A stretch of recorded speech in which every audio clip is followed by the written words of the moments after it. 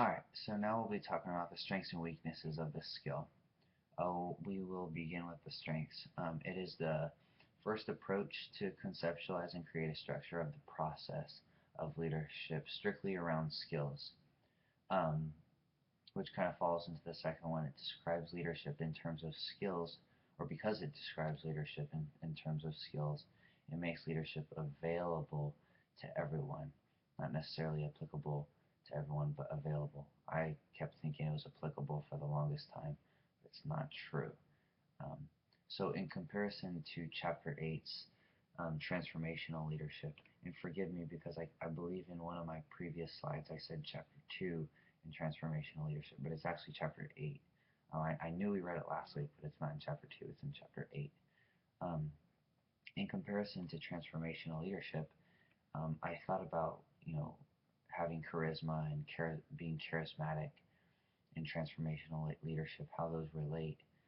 Um, if someone's not charismatic and doesn't show that charisma, that trait or that style of leadership isn't really going to be them. It's not going to be for them. Whereas because this is skill related, it's it's available to everyone. People can develop that skill as they mature and grow. The next strength is it provides an expansive view of leadership that incorporates a wide variety of components, such as problem solving skills and social judgment skills. Lastly, it provides a structure consistent with leadership education programs.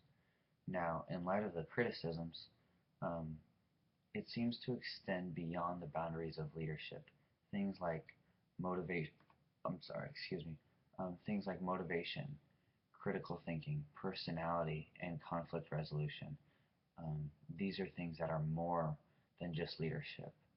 Now, with this in mind, there's also another criticism to that. All those things that I just listed, they're basically traits, whereas this, in the text, this skill claims that it's not a trait model. So in that sense, it's kind of contradictory there. So another criticism is that this skill model is weak in predictive value.